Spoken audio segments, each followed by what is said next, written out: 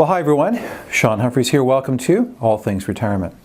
Well, in today's video, we're going to talk about a couple of concepts. In fact, it's going to be over two videos. So the first video, we're going to talk about the concept of loanership investments, and then in a second follow-up video, we're going to talk about the concept of ownership investments in a lot more detail. So I'm going to give you a bit of an introduction to the concept of loanership versus ownership. And these are really foundational ideas when it comes to investing.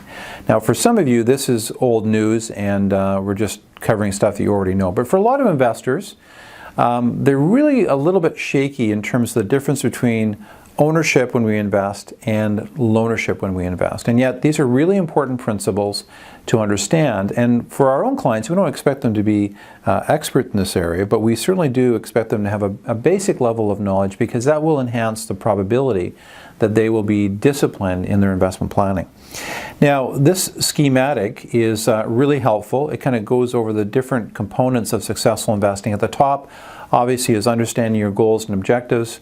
The next thing we need to understand is just basic principles around investing. Actually, education is a fundamental component to successful investing, so we believe strongly in that.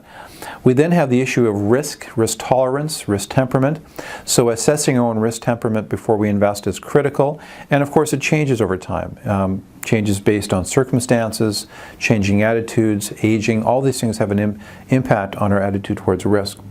We also should be doing forecasting. Forecasting allows us to look at the future and to model what kinds of returns we need to achieve to reach our goals and objectives. And that could be in the area of retirement income planning, education funding. There's all kinds of areas that really benefit from more detailed forecasting work.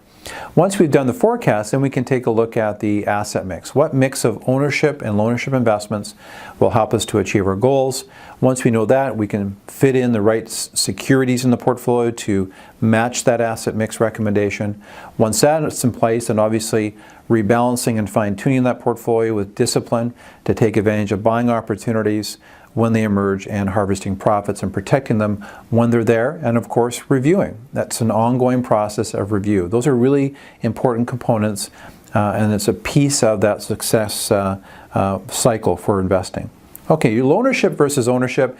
The share certificate is often our image around ownership, and of course bonds are usually what come to mind when we talk about loanership investments. So what I'm going to do is I'm going to talk more about the whole category of loanership today, and then in the next video we will talk about the ownership category in a little more detail.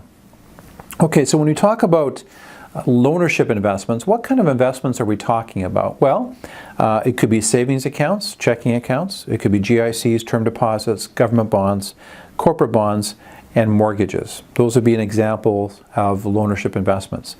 Now I'm going to talk about each one in a minute, but this is a good graphic in terms of illustrating the relationship between me as an investor and purchasing a loanership investment. And so when we purchase loanership investments, what you've done as an investor is you haven't spent all your money, you've raised some cash out of your income, you've spent on expenses, you have a little bit left over and you're building up money and you want to invest it. But you're going to look at loanership investments initially, and the reason you would do that is that you want to be a little more conservative. You might have specific goals for the money, you might have specific timelines, and you really don't want to take a lot of risk on the portfolio, or you might be introducing the loanership investments into an overall portfolio, and you're going to add those investments to reduce the fluctuation or overall risk profile of your portfolio.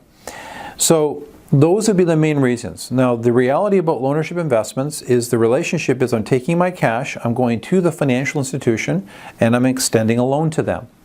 And what they'll do is they will tell me what the repayment terms are, right? And then they will give me an interest rate for holding that money, and then they have the option to obviously reinvest that money someplace else. So if we go back to the notion of savings accounts or checking accounts, that's like a demand loan. You put the money in, but you can come back to the institution at any time and get your money back. So obviously they can't hold that money in long-term investments. They have to be pretty liquid. So they're very limited, the institution is, in terms of where they can allocate that money to get a return. Okay? So that's why the returns on savings accounts and checking accounts are so low.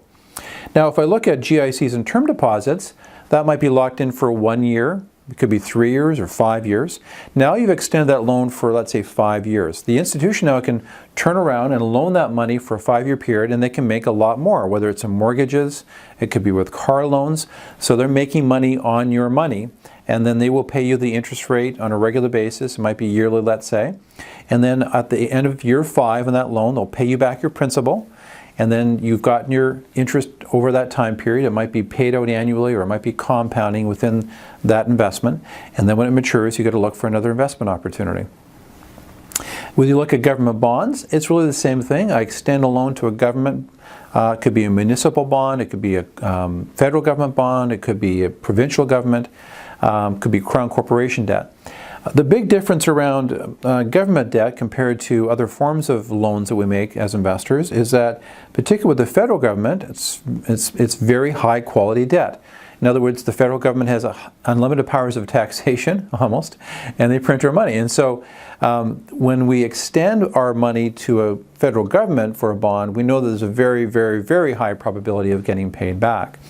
Also, bonds, typically you can lock your money in for much longer periods. So typically with a term deposit, it might be 5 years, but with government bonds, we could go out, 5 years, 10 years, 20, 30 years as an example.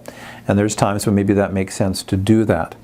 Government bonds are great places for, again, like I said, that conservative part of your portfolio where you want to reduce risk and want lots of guarantees and you want to be conservative. Corporate bonds, again, we're extending a loan. Typically, corporate bonds are not securitized by a specific asset. It's basically a pledge against the overall creditworthiness of the company, but it's the same idea. I extend that money to the corporation. They commit to pay back down the road a specific amount that I've loaned to them, and over the holding period, I get my interest. And of course, mortgages can work the same way in terms of investing. So that's really an introduction to the two categories. Category 1 we've talked about today, which is loanership investments. It's usually for the more conservative part of my portfolio. It's usually for that part of the portfolio I want predictable income. I want a guaranteed maturity coming back to me at some point. I want something that's not going to fluctuate very much over time. And I want it to be maybe a diversifier for an overall portfolio to reduce the overall fluctuation on the account. Now, there's a lot more behind the curtain here on each of these investments, and in future videos we'll talk about those things in more detail. Well, I hope you found the discussion helpful. This last slide is just to illustrate the dichotomy or the balance between we have risk on the one side, we've got return potential on the other, and when it comes to loanership investments, typically there'll be lower risk on the risk continuum and a lower return, obviously, when we take on lower risk. Well, if you have more questions, don't hesitate to reach out to us. We really enjoy working with clients who are focused on getting ready to retire or about to retire, who are retired and they want a retirement coach to help them make great decisions in that area. So the website, ShaunHumphries.com.